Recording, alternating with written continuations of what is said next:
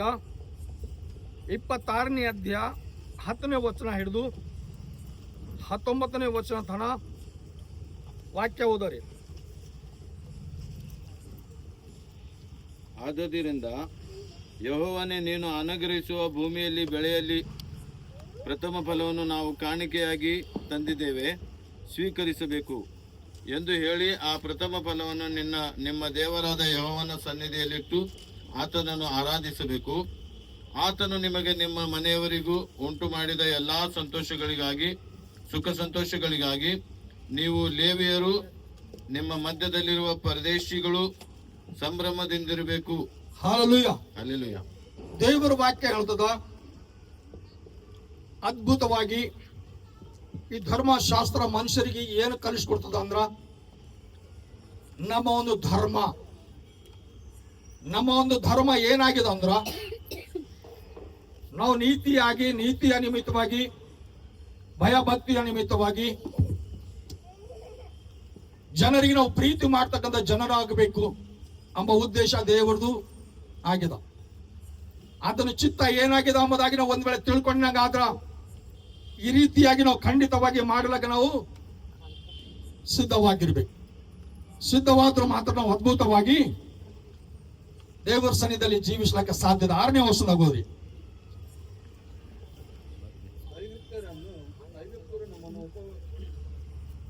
ಉಪದ್ರವಪಡಿಸಿ ಬಾಧಿಸಿ ನಮ್ಮಿಂದ ಕಠಿಣವಾಗಿ ನಡೆಸಿಕೊಂಡಾಗ ನಾವು ನಮ್ಮ ಪಿತೃಗಳ ದೇವರಾದ ಯೆಹೋವನಿಗೆ ಮೊದಲನೇದಾಗಿ ಆತನು ಕೇಳಿ ನಮ್ಮ ದುರವಸ್ಥೆಯನ್ನು, ಕಷ್ಟವನ್ನು, ಉಪದ್ರವವನ್ನು ನೋಡಿ ಧ್ವಜಬಲವನ್ನು, ಶಿಕ್ಷಾಹಸ್ತವನ್ನು, ಮಹಾಭೀತಿಗಳನ್ನು, ಮಹತ್ ಕಾರ್ಯಗಳನ್ನು, ಉಪದಗಳನ್ನು ಪ್ರಯೋಗಿಸಿ ನಮ್ಮನ್ನು ಬಿಡಿಸಿ ಐಗುಪ್ತ ದೇಶದಿಂದ ಕರೆತಂದು ಹಾಲು ಜೇನು ಹರಿಯುವ ದೇಶವನ್ನು ನಮಗೆ ಕೊಟ್ಟಿದ್ದಾನೆ. ಹಲ್ಲೆಲೂಯಾ. ದೇವರು ಇವತ್ತು ನಮಗೂ ನಿಮಗೂ, ನಾವು ನೀವು ಎಲ್ಲ ಇರ್ತಕ್ಕಂಥ ಜನರಾಗಿದ್ದೆವು, ನಾವು ನೀವು ಹೇಗೋ ಇರ್ತಕ್ಕಂಥ ಜನರಾಗಿದ್ದೆವು. ಐಗುಪ್ತದಾಗ ಇರ್ತಕ್ಕಂಥ ಜನರ ಪರಿಸ್ಥಿತಿ ಹ್ಯಾಂಗದ ಎಂಬ ವಿಷಯದಲ್ಲಿ ಇಲ್ಲಿ ಧರ್ಮ ಉಪದೇಶ ನಮಗೂ ಬೋಧಿಸ್ತದ. ಐಗುಪ್ತ ದೇಶದಲ್ಲಿ ಇರ್ತಕ್ಕಂಥ ಜನರು ಅವ್ರು ಹೇಗಿದ್ರು ಅಂತಂದ್ರ, ಒಬ್ಬರಿಗೆ ಋಣಸ್ಥರಾಗಿ, ಅವ್ರು ಹೇಳಂದ್ರೆ ಹೇಳ್ಬೇಕು, ಕೂಡಂದ್ರೆ ಕೂಡ್ಬೇಕು, ಹೋಗಂದ್ರೆ ಹೋಗ್ಬೇಕು, ಬಾ ಅಂದ್ರೆ ಬರಬೇಕು. ಕಷ್ಟಪಡೋರು ನಾವು, ಬ್ಯಾವ್ರ ಸುಟ್ಟವ್ರು ನಾವು. ಅದ್ಭುತವಾಗಿ ಅನೇಕ ವಸ್ತುಗಳಿಗೆ ಏನಂದ್ರೆ ನಾವು ಸೃಷ್ಟಿ ಮಾಡಿ ಕಳಿಸಿವಿ. ತಿರುಗಿ ನಾವು ಏನಂದ್ರೆ ಅವ್ರ ಕೈಗೆ ಆಸೆ ಬೀಳ್ಬೇಕು. ಅಂತ ಒಂದು ಸಂದರ್ಭದಲ್ಲಿ ದೇವರ ವಾಕ್ಯ ಈ ರೀತಿಯಾಗಿ ಹೇಳುವಾಗ ಏನಂತ್ರಿ, ಒಂದು ಗುಲಾಮತನಲಿಂದು ಬಿಡುಗಡೆ ಹೊಂದಿ ಹಾಲು ಜೇನು ಹರಿಯುವ ದೇಶಕ ಅಲ್ಲಿ ನಾವು ಹೋಗಿ ನಾವು ಏನ್ ಮಾಡ್ಬೇಕಂದ್ರ, ಭಯ ಇಲ್ಲದೆ, ಚಿಂತೆ ಇಲ್ಲದೆ, ಯಾವ ಕೊರತೆ ಇಲ್ಲದೆ ಸುಖವಾಗಿ ಜೀವಿಸಬೇಕೆಂಬುದಾಗಿ ದೇವರ ಉದ್ದೇಶ, ದೇವರ ಸಂಕಲ್ಪವಾಗ್ಯದ. ಆದ್ರೆ ನಾವು ನಿಜವಾಗ್ಲೂ ಈ ಹಾಲು ಜೇನು ಹರಿಯುವ ದೇಶದಲ್ಲಿ ಬಂದು ಜನರು ದೇವರಿಗೆ ಅದ್ಭುತವಾಗಿ ಕಷ್ಟ ಅಂತಂದ್ರ ಆರಾಧಿಸ್ತಾರ, ಕೊಂಡಾಡ್ತಾರ, ಅಥವಾ ಏನಂದ್ರ ಮಹಿಮೆ ಪಡಿಸ್ತಾರ. ಏನಿಲ್ಲ ಹೆಂಗದಂತ 8ನೇ ವಚನದಾಗ,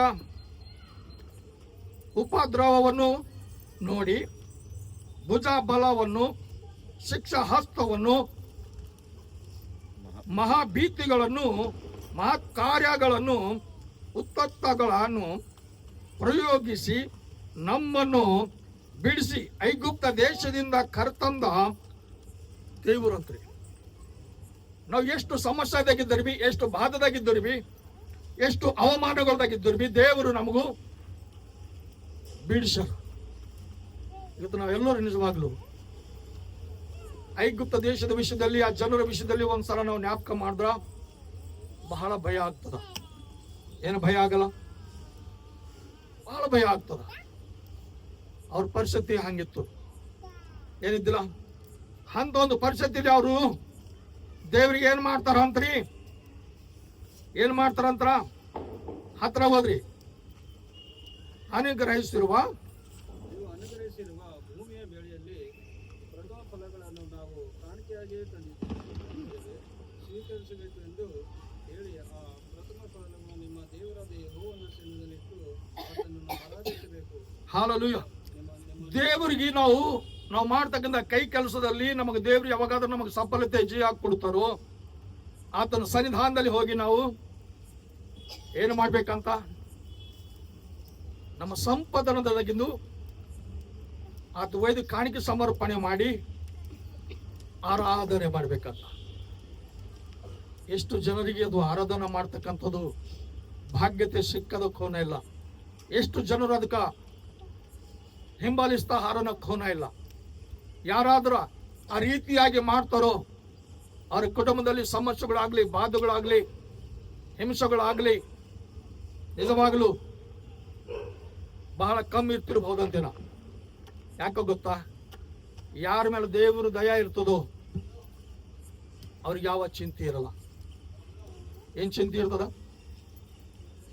ಇರ್ತದ್ರಿ? ಮಳಿ ಹೊಂಟದ, ಮಳಿ ಬರ್ತಕ್ಕಂಥ ಸಂದರ್ಭದಲ್ಲಿ ಛತ್ರಿ ಇದ್ದಿನವ್ರು ಏನ್ ಮಾಡ್ತಂದ್ರೆ ಛತ್ರಿ ಹಚ್ಕೊಂಡು ನಿಂದಿರ್ತಾರ. ಏನಿಲ್ಲ ಅಲ್ಲ, ಛತ್ರಿ ಇಲ್ಲೋರು ಮಾತ್ರ ಹಂಗೆ ನಿಂದಿರ್ತಾರ. ಕಡೆಗೆ ಯಾರ್ಯಾರಿಗೆ ದೇವರ ಹರ ಅಂತ ಕೇಶಂದ್ರ ಭರವಸೆ ಆದನೋ ಅವರೆಲ್ಲರೂ ಏನ್ ಮಾಡ್ಬೇಕು ಅಂತಂದ್ರ ಆತನ ಕೃಪೆದ ಕೆಳಗೆ ಬರ್ಲಕ್ಕ ಇಷ್ಟ ಪಡಿಬೇಕು. ಆತನ ಕೃಪೆದ ಕೆಳಗೆ ಯಾವಾಗಾದ್ರೂ ನಾವು ಬರುತ್ತೇವೋ ಅವಾಗ ಆ ಮಳಿ ಬಿದ್ದಂತ ಸಂದರ್ಭದಲ್ಲಿ ನಮ್ಮ ಮೈ ತೊಯ್ಯಲ್ಲ ಹಾಗ ನಮಗ್ ಭದ್ರವಾದ ಕೌಲಿ ದೇವ್ರು ಇಡ್ತಾರ. ನಮಗ್ ದೇವರ ಅಂತ ಕೇಸಿ ಯಾರಾದ್ರೂ ನಂಬುತ್ತಾರೋ ಅವರಿಗೆ ದೇವರ ಕೃಪೆ ಆ ರೀತಿಯಾಗಿ ಆಧಾರವಾಗ್ತದ. ಯಾರಿಗಾದ್ರೂ ಆಧಾರವಾಗ್ತದೋ ಅವರಿಗೆ ಶ್ರಮವಾಗ್ಲಿ, ಸಂಕಟಗಳಾಗ್ಲಿ, ಅವಮಾನಗಳಾಗ್ಲಿ ಅವ್ರ ಮೇಲೆ ಬೀಳ್ತದ, ಅವರಿಗೆ ಅವಮಾನ ಪಡಿಸ್ತದ? ಸಾಧ್ಯ ಇಲ್ಲ. ಯಾಕಂದ್ರೆ ಆತನ ಕೃಪೆದ ಕೆಳಗಿದ್ದನು ಕಡಿದು ಈ ರೀತಿಯಾಗಿ ಅವ್ರಿಗೆ ಏನಂತಂದ್ರ ಯಾವುದು ಹಾನಿ ಆಗಲ್ಲಪ್ಪಲೆ ದೇವರು ಕಾಪಾಡ್ತಾರೆ. ಎದ್ರ ನಿಮಿತ್ತವಾಗಿ ಕಾಪಾಡ್ತಾರಂತ ಆತನ ಸನ್ನಿಧಿಯಲ್ಲಿ ಎಲ್ಲ ವಸ್ತುಗಳು ಇಟ್ಟು ಮನಸಾರ ಆರಾಧಿಸಬೇಕು. ಆ ಜನರಿಗೆ ನಿಜವಾಗ್ಲು ಅದ್ಭುತವಾದ ಆಶೀರ್ವಾದಗಳು ಅವರು ಹೊಂದ್ಕೊಳ್ಳಕ ಸಾಧ್ಯದ. ಮತ್ತೇನಂತ ಆತನು ನಿಮಗೂ ನಿಮ್ಮ ಮನೆಯವರಿಗೂ ಉಂಟು ಮಾಡಿದ ಎಲ್ಲ ಸುಖ ಸಂತೋಷಗಳಿಗಾಗಿ ನೀವು ಲೇವಿಯರು ನಿಮ್ಮ ಮಧ್ಯದಲ್ಲಿರುವ ಪರದೇಶಿಗಳು ಸಂಭ್ರಮದಿಂದಿರಬೇಕು. ಹಲ್ಲೆಲೂಯಾ. ನಾವು ನಮ್ಮ ಸೈಟಿಗಿರ್ತಕ್ಕಂಥ ಪರದೇಶದವರು ಹೆಂಗಿರ್ಬೇಕಂತ ಸಂಭ್ರಮ ಪಡಿಬೇಕು, ಸಂತೋಷ ಪಡಿಬೇಕು. ಇದ್ದಿಂದ್ರಾಗ ಎಲ್ಲರೂ ಏನ್ ಮಾಡ್ಬೇಕು? ಹಂಚ್ಕೊಂಡು ತಿನ್ಬೇಕು ಅಲ್ಲ. ಆ ರೀತಿಯಾಗಿ ಇರಬೇಕು ಅಂತ ಕಿಶಂದ್ರ ಧರ್ಮ ಹೇಳ್ತದ. ಆ ಧರ್ಮದ ಮಾತು ಯಾರಾದ್ರೂ ಕೇಳ್ತಾ ಹರನೋ, ಆ ಧರ್ಮಕ್ಕೆ ತಕ್ಕಂತೆ ಯಾರಾದ್ರೂ ನಡೀತಾ ಹರನೋ ಅದ್ಭುತವಾದ ಆಶೀರ್ವಾದಗಳು ಹೊಂದಿಕೊಂಡು ಅವ್ರಾಗ್ಲಿ, ಅವ್ರ ಕುಟುಂಬದವರಾಗ್ಲಿ, ಅವ್ರ ಹಿರುಗಳಾಗ್ಲಿ ಎಲ್ಲರೂ ನಿಜವಾಗ್ಲಿ ದೇವರ ಸನ್ನಿಧಾನದಲ್ಲಿ ಸಂಭ್ರಮದಿಂದ ಜೀವಿಸ್ತಾರ. ಹಲ್ಲೆಲೂಯಾ. ಏನಿಲ್ಲ, ಅವ್ರ ಜೀವಿತದಾಗ ಯಾವಾಗ ನೋಡಿದ್ರಿ ಸಂಭ್ರಮ ಸಂಭ್ರಮ ಸಂಭ್ರಮ ಸಂಭ್ರಮ. ಆ ಕೃಪೆ ಎಲ್ಲಿಂದ ಬರ್ತದ ಅಂತಂದ್ರ ದೇವರ ಸನ್ನಿಧಿಯಲ್ಲಿ ಹೋದ್ರು ಮಾತ್ರ ಬರ್ತದ. ಇಲ್ಲ ಹೋದ್ರ ಅದು ನಮ್ಗೆ ಯಾರಿಗೂ ಭೀ ಸಿಗಲಕ್ಕ ಸಾಧ್ಯ ಇಲ್ಲ. ಕಂಟಿನ್ಯೂ ಮಾಡಿ. ದಶಮಾಂಶವನ್ನು ಕೊಡಬೇಕಾದ 3ನೇ ಸಂವತ್ಸರದಲ್ಲಿ ನಿಮಗುಂಟಾದ ಆದಾಯದ ದಶಮ ಭಾಗವನ್ನು ಪ್ರತ್ಯೇಕಿಸಿದಾಗ ನಿಮ್ಮ ನಿಮ್ಮ ಊರುಗಳಲ್ಲಿರುವ ಲೇವಿಯರು, ಪರದೇಶಿಗಳು, ತಾಯಿ ತಂದೆ, ವಿಧಿವೆಯರು ಒಂದು ಸಂತೋಷವಾಗಿರುವಂತೆ ಅದನ್ನು ಅವರಿಗೆ ಕೊಡಬೇಕಲ್ಲ. ಹಲ್ಲೆಲೂಯಾ. ಏನ್ ಮಾಡ್ಬೇಕಂತ್ರಿ? ನಾವು ಸುಮಾರು ವರ್ಷಿಗೆ ಮಾಡಬೇಕು, 2 ವರ್ಷಿಗೊಮ್ಮೆ ಮಾಡಬೇಕು, 3 ವರ್ಷಿಗೊಮ್ಮೆ ಮಾಡಬೇಕು. ಈ ರೀತಿಯಾಗಿ ನಾವು ಒಂದ್ ವೇಳೆ ಮಾಡಿ ಕಸಿ ದೇವರಿಗೆ ನಾವು ಮಹಿಮೆ ಪಡಿಸಿದೆವು ಅಂದ್ರ ನಿಜವಾಗ್ಲೂ ಯಾವ ಪಟ್ಟಣದಲ್ಲಿ ಆಗ್ಲಿ, ಯಾವ ಪ್ರಾಂತದಾಗ ಆಗ್ಲಿ ಕಷ್ಟದಾಗಿರ್ತಕ್ಕಂಥ ಜನರು ಬಹುಶಃ ಕಣ್ಣಿಗೆ ಕಾಣಿಸಲ್ಲ. ಯಾಕೋ ಗೊತ್ತಾ? ಈ 10 ಭಾಗ ತಂದ ಕಸಿ ಯಾವಾಗಾದ್ರೂ ದೇವರಿಗೆ ಸಮರ್ಪಿಸ್ತೇವೋ, ಯಾವಾಗಾದ್ರೂ ದೇವ್ರ ಸನ್ನಿಧಾನದಲ್ಲಿ ನಾವು ಕೊಟ್ಟು ಬಿಡ್ತೇವೋ ಅದು ದೇವರಿಗೆ ಅದು ಮುಟ್ಟಬೇಕು. ಅದು ದೇವರಿಗೆ ಮುಟ್ಟಬೇಕಾದ್ರೆ ನಾವು ಅದು ಕಾಣಿಕೆ ತೆಗೆದುಕೊಂಡು ನಾವೇನೋ ಮಾಡ್ಕೊಂಡು ಕಸಿ ಅಂದ್ರೆ ಸಂತೋಷ ಪಡೆಯೋದು, ಸುಖ ಅನುಭವಿಸೋದು ಇಲ್ಲ. ಅದು ಯಾರಿಗೆ ಕೊಡ್ಬೇಕಂದ್ರ ವಿಧವೆಗಳಿಗೆ ಕೊಡಬೇಕು, ಅನಾಥಗಳಿಗೆ ಕೊಡಬೇಕು, ಹಿರುಗಳಿಗೆ ಕಾಯಿಲೆ ಆಗಲ್ಲಂತ ಜನರಿಗೆ, ಆಧಾರ ಇಲ್ಲಂತ ಜನರಿಗೆ ಅವ್ರಿಗೆ ನಾವು ವ್ಯವಸ್ಥೆ ಮಾಡಬೇಕು. ಅದೇ ನಾವೆಲ್ಲರೂ ಉಂಡು ತಿಂದು ನಾವೆಲ್ಲರೂ ಸುಖವಾಗಿರಬೇಕು. ಇದು ಸಂಕಲ್ಪ ಯಾರ್ದ ಗೊತ್ತಾ? ಪರಲೋಕದಲ್ಲಿರ್ತಕ್ಕಂಥ ದೇವರದು, ನಮಗೂ ನಿಮಗೂ ಸೃಷ್ಟಿ ಮಾಡಿರ್ತಕ್ಕಂಥ ದೇವರದು. ಆ ದೇವರಿಗೆ ನಾವು ಮಹಿಮೆ ಪಡಿಸಿದೆವಂದ್ರ ದೇವರು ನಮಗೆ ಪ್ರೀತಿ ತೋರಿಸ್ತಾರ. ಏನ್ ತೋರ್ಸಲ್ಲ? ಆ ಪ್ರೀತಿ ಬೇಕಾದ್ರೆ ನಾವು ನಿಜವಾಗಲೂ ಈ ರೀತಿಯಾಗಿ ನಡೆದು ನಮ್ಗ ಬಹಳ ಅವಸರದ. ಮತ್ತೇನಂತ? ಆಗ ನಿಮ್ಮ ದೇವರಾದ ಯೆಹೋವನ ಸನ್ನಿಧಿಯಲ್ಲಿ ನಾವು ಮೀಸಲಾದ ವಸ್ತುಗಳನ್ನು ಮನೆಯಿಂದ ತೆಗೆದುಬಿಟ್ಟಿದ್ದೇವೆ. ನೀನು ಆಜ್ಞಾಪಿಸಿದ ಮೇರೆಗೆ ಅವುಗಳನ್ನು ಲೇವಿಯ ಪರದೇಶಿ ತಾಯಿ ತಂದೆಯಿಲ್ಲದವ ಇಲ್ಲವನ್ನೇ ಕೊಟ್ಟಿದ್ದೇವೆ. ನಿನ್ನ ಆಜ್ಞೆಗಳಲ್ಲಿ ಒಂದನ್ನು ಮೀರಲು ಇಲ್ಲ. ದೇವರಿಗೆ ಸ್ತೋತ್ರವಾಗಲಿ. ಹಾಲೆಲೂಯಾ. ದೇವರ ಸನ್ನಿಧಾನದಲ್ಲಿ ಒಂದು ವೇಳೆ ನಾವು ಈ ರೀತಿಯಾಗಿ ಜೀವಿಸ್ತಕ್ಕಂಥ ಸಂದರ್ಭದಲ್ಲಿ ದೇವರು ಪ್ರತ್ಯೇಕವಾಗಿರ್ತಕ್ಕಂಥ ಸಹಾಯ ಮಾಡಿ ನಮ್ಮೆಲ್ಲರಿಗೆ ಬಲಪಡಿಸ್ತಾರ. ಅರಣ್ಯ ಕಾಂಡದಾಗ 28ನೇ ಅಧ್ಯಾಯ 3ನೇ ವಚನ ಹಿಡಿದು 13ನೇ ವಚನ ತನಕ ನಾವು ಓದ್ಕೊಂಬರಿ.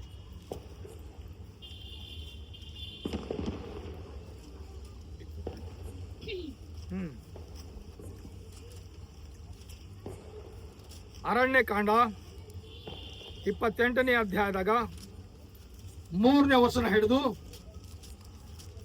ಓದ್ಕೊಂಬರಿ. ಇದರ ವಿಷಯದಲ್ಲಿ ನೀನು ಅಪ್ಪಣೆ ಮಾಡಬೇಕಾದದೇನೆಂದರೆ, ನೀವು ದಿನಪ್ರತಿಯೂ ಯೆಹೋವನಿಗೆ ಸರ್ವಾಂಗ ಹೋಮಕ್ಕಾಗಿ ಹೊತ್ತಾರಲ್ಲಿ ಒಂದು ಕುರಿಯನ್ನು, ಸಾಯಂಕಾಲದಲ್ಲಿ ಒಂದು ಕುರಿಯನ್ನು, ಅಂತೂ 2 ಪೂರ್ಣಾಂಗವಾದ ವರ್ಷದ ಕುರಿಗಳನ್ನು ಸಮರ್ಪಿಸಬೇಕು. ಹೊತ್ತಾರೆ ಕುರಿಯೊಂದಿಗೆ ನೀವು ಧಾನ್ಯ ನೈವೇದ್ಯಕ್ಕಾಗಿ 1 ಸೇರು ಶ್ರೇಷ್ಠವಾದ ಎಣ್ಣೆಯನ್ನು 3 ಸೇರು ಹಿಟ್ಟನ್ನು ಬೆರೆಸಿ ಸಮರ್ಪಿಸಬೇಕು. ನೀವು ಪ್ರತಿನಿತ್ಯವೂ ಯೆಹೋವನಿಗೆ ಸುಗಂಧಕರವಾದ ಈ ಸರ್ವಾಂಗ ಹೋಮವನ್ನು ಮಾಡಬೇಕೆಂಬುದಾಗಿ ಸೀನಾಯಿ ಬೆಟ್ಟದಲ್ಲಿ ನೇಮಕವಾಯಿತು. ದೇವರಿಗೆ ಸ್ತೋತ್ರವಾಗಲಿ. ಮೋಶನ ಮುಖಾಂತರವಾಗಿ ಜನರಿಗೆಲ್ಲ ಧರ್ಮಶಾಸ್ತ್ರ ಬಂತು. ಧರ್ಮಶಾಸ್ತ್ರ ಬೋಧನೆ ಮಾಡುವಾಗ ಅನೇಕ ಜನರು ಈ ಧರ್ಮಶಾಸ್ತ್ರ ಕೇಳಿ ಧರ್ಮದ ಕಾರ್ಯಗಳು ಮಾಡ್ಲಿಕ್ಕ ಅವರು ಸಿದ್ಧವಾಗ್ಯಾರ. ನಿಜವಾಗಲು ಈ ಧರ್ಮಶಾಸ್ತ್ರದ ಗಂಧ ಯಾವಾಗಾದ್ರೂ ಮನುಷ್ಯ ಓದುತ್ತಾನೋ, ಇದರಾಗಿರ್ತಕ್ಕಂಥ ಮಾತುಗಳು ಕೇಳ್ತಾನೋ, ಯಾರಾದ್ರೂ ತಿಳ್ಕೊಳ್ತಾರೋ ಅವರು ಮಾತ್ರ ಈ ರೀತಿಯಾಗಿ ಮಾಡ್ಲಕ್ಕ ಅವ್ರಿಗೆಲ್ಲರಿಗೆ ಮನಸ್ಸು ಬರ್ತದೆ. ಯಾಕೆ ಗೊತ್ತಾ? ಇದು ಧರ್ಮ. ಯಾವ ಧರ್ಮ? ಮನುಷ್ಯನ ಧರ್ಮ. ಇವತ್ತು ಮನುಷ್ಯನ ಧರ್ಮ ಹೆಂಗಾಗ್ಯದ ಅಂತಂದ್ರ, ಸ್ವಂತ ಕುಟುಂಬದವರಿಗೆ, ಸ್ವಂತ ತಾಯಿ ತಂದೆಗೆ ಧರ್ಮದ ಕಾರ್ಯ ತೋರ್ಸ್ಲಕ್ಕ ಮನಸ್ಸಾಗಲ್ಲ ಹೊಂಟದ. ಯಾಕೆ ಗೊತ್ತಾ? ಇವ್ರು ಧರ್ಮ ಹಿಡ್ಕೊಂಡಿಲ್ಲ, ಆ ಧರ್ಮ ಹಿಡ್ಕೊಂಡು ನಡೀತಾರ.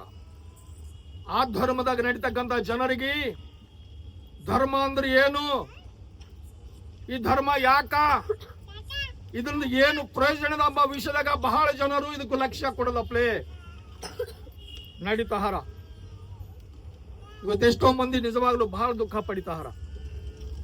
ಏನು ದುಃಖ ಪಡ್ಲತ್ತಿಲ್ಲ? ಎಷ್ಟೋ ಜನರಿಗೆ ನಾವು ನೋಡ್ತಾ ಇದ್ದೆವು. ಆದ್ರೆ ಈ ಧರ್ಮದ ಕಾರ್ಯದ ನಿಮಿತ್ತವಾಗಿ ನಾವು ಮಾಡ್ತಕ್ಕಂಥದ್ದು ಏನಾಗಿದೆ ಎಂಬುದಾಗಿ ನಾವು ಗ್ರಹಿಸಬೇಕು. ಏನಿಲ್ಲ, 10ನೇ ವಚನದಾಗ ಬರಿ.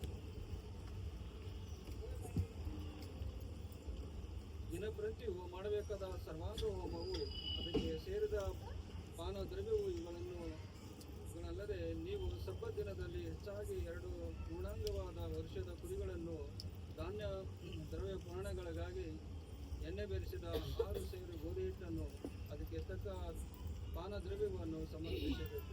ಹಲ್ಲೆಲೂಯಾ. ಏನೇನು ಸಮರ್ಪಿಸ್ಬೇಕಲ್ಲತ್ತರಿ? ಏನೇನು ಸಮರ್ಪಿಸ್ಬೇಕು?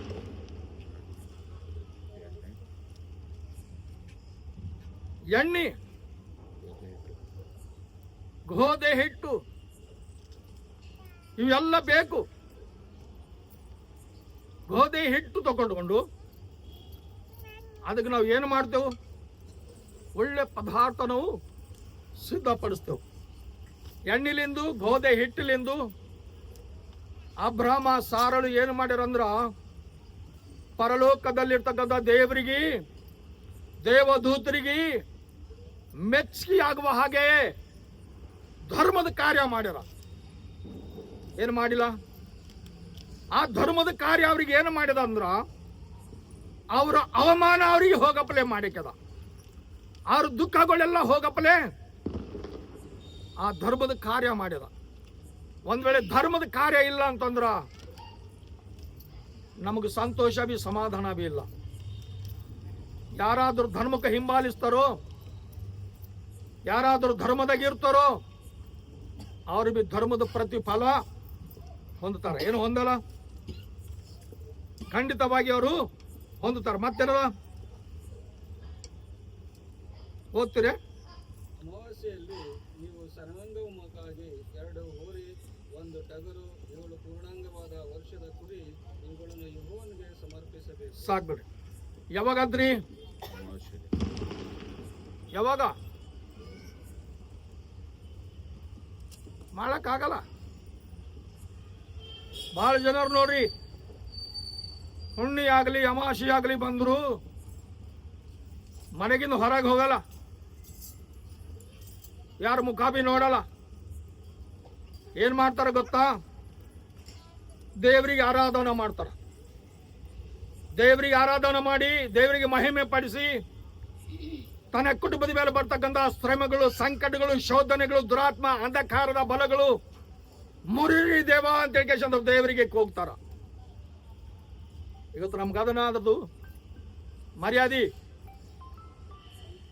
ಇವತ್ತು ಅದ್ರ ವಿಷಯದಲ್ಲಿ ನಿಜವಾಗ್ಲೂ ಹೋಮಗಳು, ಬಲಿ ಅರ್ಪಣೆಗಳು ಮಾಡಿ ಕಸಿ ಎಷ್ಟೋ ಜನರು ಆಶೀರ್ವಾದ ಹೊಂದಲತ್ತಾರ.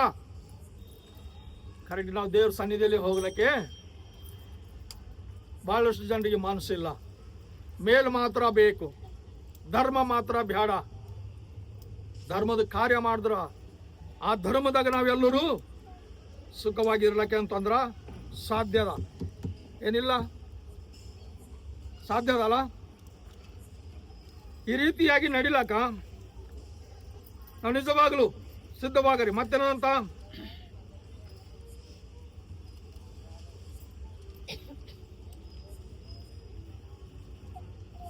ಲೂಕನ್ ಬರ್ದ ಸುವಾರ್ತೆದಾಗ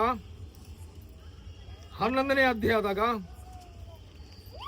42ನೇ ವಚನದಾಗ ನಾವು ವಾಕ್ಯ ದಾನ ಮಾಡ್ಕೊಂಡು ನಾವು ಮುಕ್ತಾಯ ಮಾಡ್ಕೊಂಬರಿ.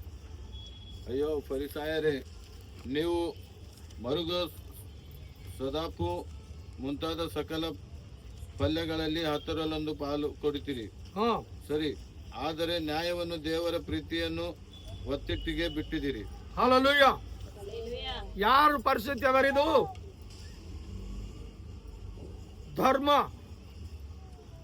ಧರ್ಮಕ್ಕೆ ಹಿಡ್ಕೊಂಡು ನಡೀತಕ್ಕಂಥವ್ರು, ಇದು ನಮ್ಮ ಧರ್ಮ ಅದ ಅಂತ ಕೇಶಂದ್ರೆ ಹೇಳ್ತಕ್ಕಂಥವ್ರು ಧರ್ಮಕ್ಕೆ ವಿರುದ್ಧವಾಗಿ ನಡೀತಾರ. ಏನ್ ಕೊಳ್ಳತಾರಂತ? ಅವರು ಭೂಮಿಯಲ್ಲಿ ಬರ್ತಕ್ಕಂಥ ಪ್ರತಿಯೊಂದು ಫಲದಾಗ ಜೀರಿಗೆ, ಸೋಂಪು, ಸಾಸಿ, ಪ್ರತಿಯೊಂದು ಬೆಳೆದಾಗಿಂದು ಪ್ರಥಮ ಫಲ ತೆಗೆದು 10 ಭಾಗ ಮಾತ್ರ ನೆನಪಿಲಿಂದ ಕೊಡ್ತಾರ. ಕರೆಕ್ಟ್ಗೆ ದೇವರಿಗೆ ಇಷ್ಟ ಇರ್ತಕ್ಕಂಥ ಕೆಲಸಗಳು ಮಾತ್ರ ಅವರು ಮಾಡ್ತಾ ಇಲ್ಲ. ಇದು ಯಾರು ಹೇಳ್ತಾರ? ಆದಿಕಾಂಡ ಮೊದಲುಗೊಂಡು ಮಲಾಕಿ ತನಕ ಧರ್ಮಶಾಸ್ತ್ರ ಹೇಳ್ತಾನೆ ಅದ. ಯಾವಾಗಾದ್ರೆ ಇಲ್ಲಿ ಬಂದಿದ್ದೇವೋ, ಇಲ್ಲಿ ಲೋಕ ಸೃಷ್ಟಿ ಮಾಡಿರ್ತಕ್ಕಂಥ ಧರ್ಮ ರಾಜ್ಯನೇ ಬಂದನ. ಧರ್ಮದ ಕಾರ್ಯಗಳು ಹೆಂಗಿರ್ತಾವ ಅಂತ ಕೇಶಂದ್ರ ತೋರ್ಸ್ಲಕ್ಕೆ ಬಂದಾರ. ಎಲ್ಲರಿಗೆ ನೆನಪಿಗೆ ಬರ್ಲಿಕ್ಕೆ ಆತ ಈ ಲೋಕದಾಗ ಬಂದಾರ. ಈ ಲೋಕದಾಗ ಬಂದಿನಾಗ ಯಾರಾತಗ ಗುರ್ತು ಹಿಡ್ದಿಲ್ಲ. ಬಂದಿನ ಮೇಲೆ ಬಿ ಏಸೋ ದಿನ ಯಾರು ಅವರಿಗೆ ಗುರ್ತು ಹಿಡ್ದಿಲ್ಲ.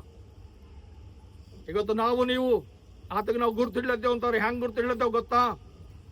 ಆತನ ಪಾದ ಸನ್ನಿಧಾನದಲ್ಲಿ ಬಂದು ನಮ್ಮ ಸಮಸ್ಯೆಗಳು ಹೇಳಿಕೊಂಡು ನಮ್ಮ ಸಮಸ್ಯೆಗಳನ್ನು ಬಿಡುಗಡೆ ಹೊಂದಿ ಈ ಧರ್ಮದ ರಾಜ್ಯ ಈತನೇ ಅನ ಅಂತ ಕೇಶಂದ್ರೆ ನಾವೆಲ್ಲರೂ ಹೇಳ್ಕೊತಾ ಇದ್ದಿದ್ದು. ಕಡೆಗೆ ಧರ್ಮದ ಕಾರ್ಯ ಧರ್ಮದ ಕಾರ್ಯ ಮಾಡಿದ್ರು ಮಾತ್ರ, ಆ ಧರ್ಮದ ಪ್ರಕಾರವಾಗಿ ನಡೆದ್ರು ಮಾತ್ರ ಆ ಧರ್ಮ ರಾಜ್ಯದಾಗ ಒಂದು ರಾಜ್ಯದಲ್ಲಿ ನಾವು ಏನಂತಂದ್ರೆ ಸೇರ್ಲಕ್ಕ ಸಾಧ್ಯದ. ಇಲ್ಲ ಹೋದ್ರ ಇಲ್ಲ, ಏನು ಸಾಧ್ಯ ಅದ? ಸಾಧ್ಯ ಇಲ್ಲ. ಯಾಕಂದ್ರೆ ನಮಗೆ ನಾವು ಏನು ಮಾಡ್ಕೊಳ್ತೇವೆ ಅಂತಂದ್ರ ಹಾದಿ ಬಂದ್ ಮಾಡ್ಕೊಳ್ಳೋದಿದ್ದು. ದೇವ್ರ ಸನ್ನಿಧಾನದಲ್ಲಿ ಹೋಗ್ಬೇಕಾದ್ರ ನಾವು ಏನು ಮಾಡಬೇಕು? ಏನು ಮಾಡಬೇಕು? ಈ ಲೋಕದಾಗ ನಾವು ಸಮೃದ್ಧಿ ಆಶೀರ್ವಾದಗಳು ಹೊಂದಬೇಕಾದ್ರೆ ಇವತ್ತು ನಾವು ಏನು ಮಾಡಬೇಕು? ನಾವು ನಿಜವಾಗ್ಲೂ ಇಲ್ಲಿ ದೇವರ ವಾಕ್ಯದಾಗ ನೋಡ್ಬೇಕಾದ್ರೆ ಅಪೊಸ್ತಲ ಕೃತ್ಯದಾಗ, ಅಪೊಸ್ತಲ ಕೃತ್ಯ 10ನೇ ಅಧ್ಯಾಯದಾಗ ಏನದ ರೀ?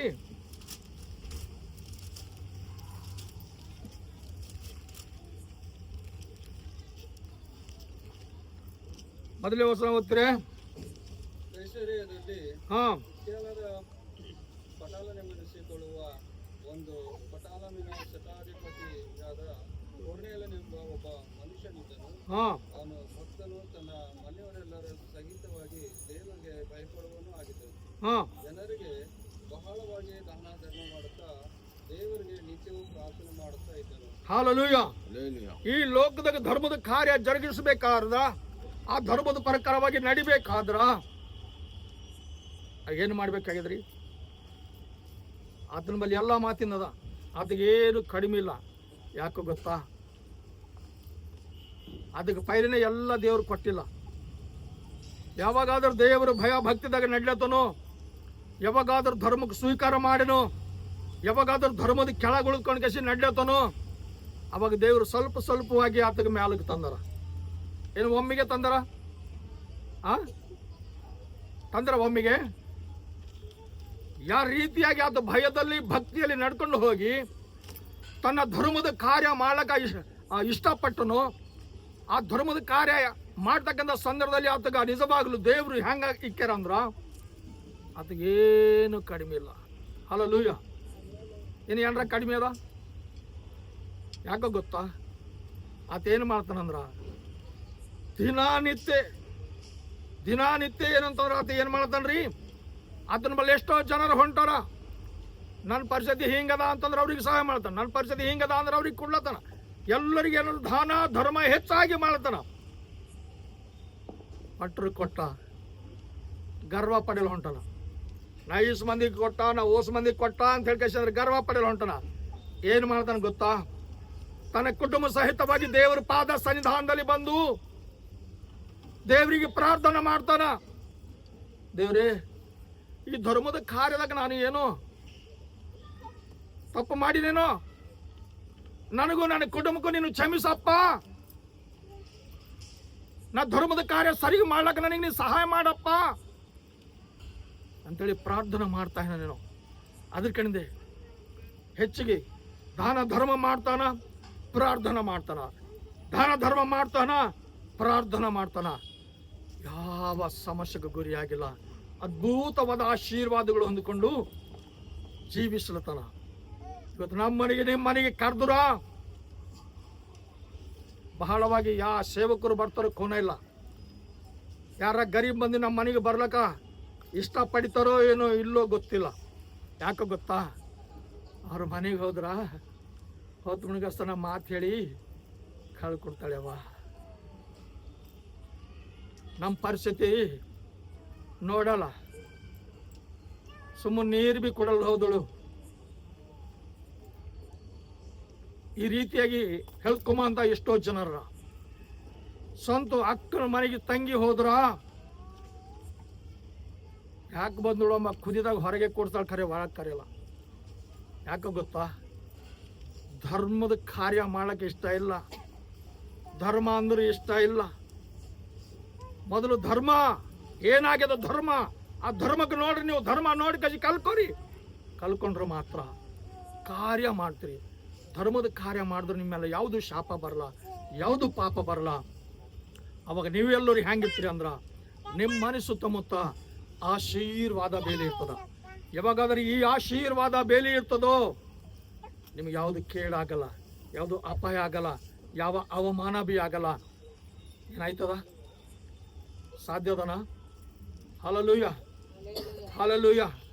ನಾನು ನಿಜವಾಗ್ಲು ಈ ಧರ್ಮದ ಕಾರ್ಯ ಮಾಡಕ್ಕೆ ನಮಗೆ ಮನ್ಸದನ? ಒಂದ್ ವೇಳೆ ಮನ್ಸಿದ್ದಿನಂಗ ಆದ್ರ ನಮಗೂ ನಿಮಗೂ ದೇವ್ರು ಏನ್ ಮಾಡ್ತಾರ ಅದ್ರ ಗೊತ್ತಾ?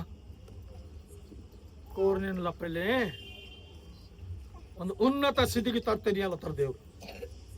ಉನ್ನತ ಸ್ಥಿತಿಗೆ ನಾವು ಬರಬೇಕಾದ್ರ ಈ ಧರ್ಮದ ಕಾರ್ಯ ನಾವು ಮಾಡಿ ಕಸಿ ದೇವ್ರ ಮಗಳಾಗಿ ಜೀವಿಸ್ಲಕ್ಕ ಸಿದ್ಧವಾಗರಿ.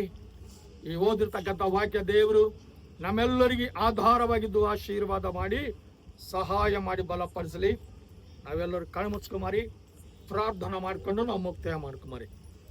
ಪ್ರಾರ್ಥನಾ ಮಾಡ್ಕೊಂಬರಿ. ಪರಿಶುದ್ಧವಾಗಿರುವ ದೇವರೇ, ನಿಮ್ಮ ಘನವುಳ್ಳ ನಾಮಕ್ಕೆ ಸ್ತೋತ್ರವಾಗಲಿ ತಂದೆಯೇ. ನಿಮ್ಮ ಕೃಪೆಯು ಕನಿಕರವು ದಯವು ನಮ್ಮ ಮೇಲೆ ಇಟ್ಟಿದ್ದಕ್ಕಾಗಿ ನಿಮಗೆ ಸ್ತೋತ್ರ. ಹೌದು ಪ್ರಭಾ, ನಿಮ್ಮ ಕೃಪೆಯ ಕೆಳಗೆ ನಮ್ಮೆಲ್ಲರಿಗೆ ಭದ್ರಪಡಿಸಿದಕ್ಕಾಗಿ ಸ್ತೋತ್ರ. ಪರಿಶುದ್ಧಾತ್ಮ ದೇವರೇ, ನಾವು ಯಾತಕ್ಕೆ ಬರಲು ಅಂತರು ಆಗಿದ್ದರೂ ಸಹ ಪ್ರಭಾ ನಮ್ಮನ್ನು ಕಾಪಾಡ್ತಾ ಇದ್ದೀರಿ ತಂದೆ, ನಿಮಗೆ ಸ್ತೋತ್ರ. ಈ ಬದುಕಿರುವ ದಿನಮಾನಗಳಲ್ಲಿ ನಾವು ಏನಾಗಿದ್ದೇವೋ, ನಾವು ಏನಾಗಿರಬೇಕು ನಾವು ತಿಳ್ಕೊಳ್ಳೋಕೆ ನಮಗೆ ಜ್ಞಾನ ಕೊಡ್ರಿ ಪ್ರಭಾ. ಈ ವಾಕ್ಯದ ನಿಮಿತ್ತವಾಗಿ ಈ ದಿನದಲ್ಲಿ ಸ್ವಾಮಿ ನಾವು ಏನು ಕಳ್ಕೊಂಡಿದ್ದೇವೋ, ನಾವು ಏನು ಕೇಳಿದೆವೋ, ನಾವು ಏನು ಮಾಡಬೇಕೆಂಬ ಆಲೋಚನೆಗಳು ಪ್ರಭಾ ನಮಗೆ ತಿಳ್ಕೊಳ್ಳೋಕೆ ಸಹಾಯ ಮಾಡಿ ಪ್ರಭಾ. ನಿಮ್ಮ ಪಾದ ಸನ್ನಿಧಾನದಲ್ಲಿ ಈಗ ಪ್ರಭಾ ಅನೇಕ ಜನರು ನಾವೆಲ್ಲರೂ ಸೇರಿಕೊಂಡು ಈ ರೀತಿಯಾಗಿ ಪ್ರಭಾ ನಾವು ವಾಕ್ಯ ಧ್ಯಾನ ಮಾಡುವಾಗ ನಮ್ಮ ಮಧ್ಯದಾಗ ನೀವಿದ್ದು ಮಾತಾಡಿ ನಮ್ಮೆಲ್ಲರಿಗೆ ಬಲಪಡಿಸಿದಕ್ಕಾಗಿ ವಂದನೆಗಳು ಸ್ವಾಮಿ. ನಿಮ್ಮ ಪಾದ ಸನ್ನಿಧಿಯಲ್ಲಿ ಬಂದಿರುವ ಪ್ರತಿ ಸಹೋದರ ಸಹೋದರಿ, ಅವರ ಕುಟುಂಬ, ಅವರ ಸಮಸ್ಯೆಗಳು, ಬಾಧೆಗಳು, ಕಷ್ಟಗಳು ಸಂಪೂರ್ಣವಾಗಿ ತೊಲಗಿಸ್ರಿ ಪ್ರಭಾ. ಶಾರೀರಿಕ ರೋಗ ಬಲಹೀನತೆಗಳನ್ನು ಬಿಡುಗಡೆ ಮಾಡಿರಿ ಸ್ವಾಮಿ. ಕೈ ಕೆಲಸದಲ್ಲಿ ಸಫಲತೆ, ಜಯ, ಬರಕತ್ ಕೊಡ್ರಿ ಪ್ರಭಾ. ಅಯ್ಯ ಅವ್ರಿಗೆ ಕೊಟ್ಟಂತ ಗಂಡು ಹೆಣ್ಣು ಮಕ್ಕಳು ಸ್ವಾಮಿ ನಿಮ್ಮ ಭಯ ಭಕ್ತಿಯಲ್ಲಿ ನಡೆದುಕೊಂಡು ಹೋಗಿ ಈಗ ಪ್ರಭಾ ತಾಯಿ ತಂದೆಗೆ ಪ್ರೀತಿ ಮಾಡ್ತಕ್ಕಂಥ ಮಕ್ಕಳಾಗಲಿಕ್ಕೆ ಅಯ್ಯ ನಿಮ್ಮ ಸನ್ನಿಧಾನದಲ್ಲಿ ಪ್ರಭಾ ಸಹಕಾರಿಗಳಾಗಿ ಜೀವಿಸಲಿಕ್ಕೆ ಪ್ರಭಾ ಎಲ್ಲರಿಗೂ ನೀವು ಸಹಾಯ ಮಾಡ್ರಿ ಪ್ರಭು. ಪರಿಶುದ್ಧಾತ್ಮ ದೇವರೇ, ಹೌದು ಪ್ರಭಾ ಅಯ್ಯ ಈ ಒಂದು ಕುಡಿಕ ಏರ್ಪಾಟ್ ಮಾಡಿದಕ್ಕಾಗಿ ಪ್ರಭು ನಿಮಗೆ ಸ್ತೋತ್ರವಾಗ್ಲಿ ಕರ್ತನೆ. ಅಯ್ಯ ಈಗೋ ಪ್ರಭಾ ಈ ಕುಡಿಕದಲ್ಲಿ ಸ್ವಾಮಿ ಅನೇಕ ಮಕ್ಕಳು ಪ್ರಭಾ ಅಯ್ಯ ಮುಟ್ಟುಗಳು ಬಿಚ್ಚಿದ್ದಾರೆ ಸ್ವಾಮಿ. ಅಯ್ಯ ಕುಡಿಕದಲ್ಲಿ ಬಂದಿರತಕ್ಕಂಥ ಮಕ್ಕಳಿಗೋಸ್ಕರವಾಗಿ ಅದ್ಭುತವಾಗಿರ್ತಕ್ಕಂಥ ಆಹಾರ ಸಿದ್ಧಪಡಿಸೋದಕ್ಕೆ ಈಗೋ ಪ್ರಭಾ ಮಕ್ಕಳು ಸ್ವಾಮಿ ಮನಸ್ಸು ಮಾಡ್ಯಾರ ಪ್ರಭಾ. ಅವ್ರ ಮನಸ್ಸುಗಳು ನೀವು ನೋಡಿರಿ ಪ್ರಭಾ. ಅವ್ರ ಸಮಸ್ಯೆಗಳು ನಿಮ್ಗೆಲ್ಲ ಗೊತ್ತು ದೇವರೇ. ಅವ್ರ ಅವಸ್ಥೆಗಳೆಲ್ಲ ತೀರಿಸುವ ದೇವರು ನೀವಾಗಿದ್ದೀರಿ ಸ್ವಾಮಿ. ಇಗೋ ಪ್ರಭಾ ಯಾವ ರೀತಿಯಾಗಿ ಪ್ರಭಾ ನಿಮ್ಮನ್ನು ಘನಪಡಿಸರೋ ಮಹಿಮ ಪಡಿಸ್ತಾರನೋ ಇಗೋ ಪ್ರಭಾ ಅವ್ರ ಕುಟುಂಬದಾಗಿಂದು ಸ್ವಾಮಿ ಎಲ್ಲ ಅಡ್ಡ ಆಟಂಕಗಳೆಲ್ಲ ತೆಗೆದು ನಿಮ್ಮ ಕೃಪದ ಕೆಳಗೆ ಸ್ವಾಮಿ ಆನಂದಿಸುವುದಕ್ಕೋಸ್ಕರವಾಗಿ ನೀವು ಸಹಾಯ ಮಾಡಿ. ಇಗೋ ಪ್ರಭಾ ಯಾರ್ಯಾರಿಗೆ ಪ್ರಭಾ ನಿಮ್ಮ ಸನ್ನಿಧಿಯಲ್ಲಿ ಅಯ್ಯ ನಿಮ್ಮ ಮಕ್ಕಳಾಗಿ ಜೀವಿಸಲಿಕ್ಕೆ ಧರ್ಮದ ಕಾರ್ಯ ಮಾಡಲಿಕ್ಕೆ ಒಪ್ಪಿಕೊಳ್ತಾರನೋ ಅವರೆಲ್ಲರೂ ಪ್ರಭಾ ಅಯ್ಯ ಸರಿ ಬೀಳುವ ರೀತಿಯಲ್ಲಿ ಸ್ವಾಮಿ ಅವರು ಸಹಕಾರಿಗಳಾಗಿ ಅಧೀನವಾಗಿ ಜೀವಿಸಲಿಕ್ಕೆ ಸಹಾಯ ಮಾಡಿ. ಪರಿಶುದ್ಧಾತ್ಮ ದೇವರೇ ಪ್ರಭಾ ಯಾತಕ್ಕೆ ಬರುವಂತ ನನಗೂ ಇಗೋ ಪ್ರಭಾ ನನ್ನೊಂದಿಗೆ ನೀವು ಆಡ್ತಾ ಇದ್ದೀರಿ, ನಿಮಗೆ ಸ್ತೋತ್ರ ಬರಲಿ. ಇಗೋ ಪ್ರಭಾ ಯಾರಿಗಾದ್ರೂ ನಿಮ್ಮ ಹಸ್ತಕ್ಕೆ ಒಪ್ಪಿಸ್ತೇವೋ ಅವರೆಲ್ಲರಿಗೆ ಮುಟ್ಟಿ ಎಲ್ಲ ಶಾರೀರಿಕ ರೋಗ ಬಲಹೀನತೆಗಳನ್ನು ಬಿಡುಗಡೆ ಕೊಟ್ಟು ಅವರೆಲ್ಲರೂ ಸುಖವಾಗಿ ಕ್ಷೇಮವಾಗಿ ಸಂತೋಷವಾಗಿ ಜೀವಿಸಲಿಕ್ಕೆ ಸಹಾಯ ಮಾಡಿ. ಪರಿಶುದ್ಧಾತ್ಮ ದೇವರೇ ಕೂಡಿ ಬಂದಿರತಕ್ಕಂಥ ಎಲ್ಲ ಮಕ್ಕಳಿಗೂ ನೀವೇ ಆಶೀರ್ವಾದ ಮಾಡಿ. ಪ್ರಭಾ ಕೇಳ್ತಕ್ಕಂಥ ಎಲ್ಲಾ ತರದ ಜನರಿಗೆ ಎಲ್ಲಾ ತರದ ಸಮಸ್ಯೆಗಳಿಂದ ಸಂಪೂರ್ಣವಾದ ಬಿಡುಗಡೆ ಕೊಟ್ಟು ಒಟ್ಟಾಗಿ ನಾವೆಲ್ಲರೂ ಭೂಮಿ ಮೇಲೆ ಪ್ರಭಾ ನಿಮ್ಮ ಮಕ್ಕಳಾಗಿ ಜೀವಿಸಲಿಕ್ಕೆ ಸಹಾಯ ಮಾಡಿ ಬಲಪಡಿಸಿದರು. ಯೇಸು ಕ್ರಿಸ್ತನ ನಾಮದಲ್ಲಿ ಬೇಡಿಕೊಳ್ಳುತ್ತೇವೆ ಸ್ವಾಮಿ. Amen, amen, amen. Praise the lord. Hallelujah.